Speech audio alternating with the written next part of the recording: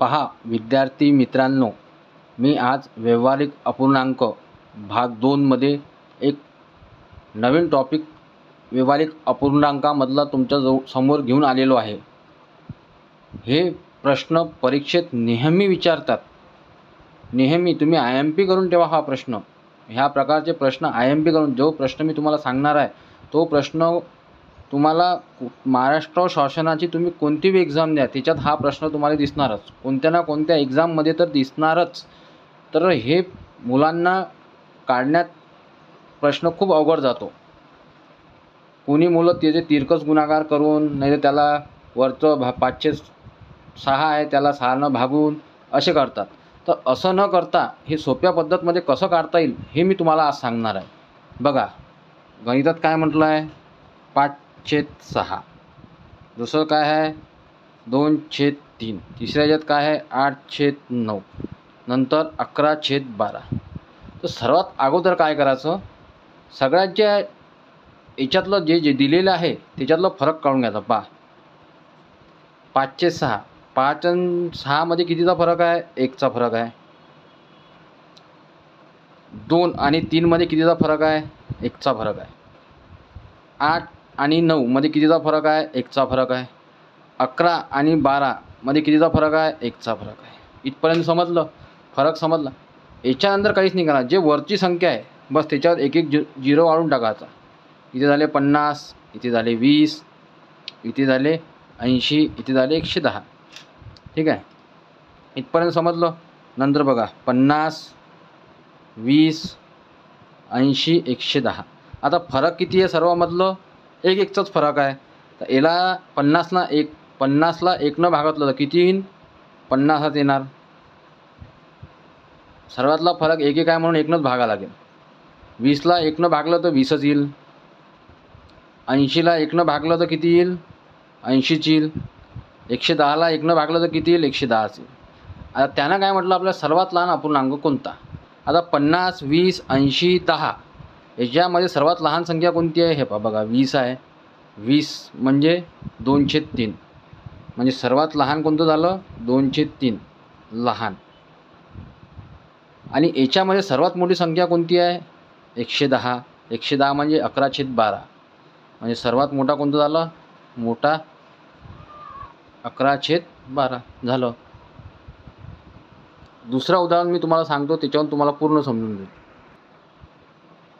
बघा मित्रांनो, दुसऱ्या उदाहरणामध्ये 5/7, 13/15, 7/9, 11/13 यामधील सर्वात मोठा अपूर्णांक विचारलेला आहे.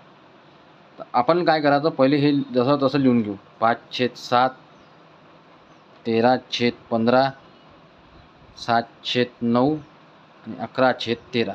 मी तुम्हाला काय म्हटलं होतं? सर्वात अगोदर याच्यातली फरक काढून घ्यायचा. याच्यात फरक किती आहे? 2चा. याच्यात किती आहे? 2चा. याच्यात किती आहे? 2चा. याच्यात किती आहे? 2चा. आहे 2चा. नंतर काय म्हटलं होतं मी तुम्हाला? सर्व जे वरचं आहे 5/7, 13/15, 7/9, 11/, जे वरचे आहे 5, 13, 7, 9 याच्यावर एक शून्य वाढून घ्यायचं. वाढवला. आता हे काय झालं? 5चं झालं 50, 13चं झालं 130, शून्य वाढवल्यावर 7चं झालं 70 आणि 11 झालं 110. आज सर्वातील फरक किती आहे? 2चा. म्हणून सगळ्यांना 2नंच भागून घ्यायचं. आता फरक 2चाच आहे म्हणून 2, 2, 2, 2. आता 50ला 2नं भागलं तर किती येते? 25. 130ला भागलं तर 2नं 65. 70ला 2नं भागलं तर 35. 110ला 2नं भागलं तर 55. तर तो काय म्हणजे सर्वात मोठा अपूर्णांक कोणता? आता याच्यात पैकी सर्वात मोठी संख्या कोणती आहे? 65 आहे. तर मग सर्वात मोठा अपूर्णांक कोणता झाला? 13/15 हा वाला सर्वात मोठा झाला. मग 13/15 झालं उत्तर. आता मी तुला तिसरं उदाहरण सांगतो, त्याच्यात मला अजून चांगलं समजेल. उदाहरण नंबर 3 मध्ये दिलेलं आहे 7/8, 6/7, 8/9, 5/6 आणि विचारलं आहे सर्वात लहान अपूर्णांक कोणता? मी तुम्हाला काय म्हटलं होतं? पहिले याच्यातला फरक काढून घ्यायचा. सर्वातला फरक कितीचा आहे? 1, 1, 1, 1. आणि वरची जी संख्या त्याच्यावर एक 0 वाढून टाकायचा. वाढला. आता कुठे काय झालं, 70, 60, 80, 50. सर्वातील फरक कितीचा आहे, 1 1चा. म्हणून भागिला 1. सर्वांचा फरक 1 1च आहे ना, म्हणून भागिला 1.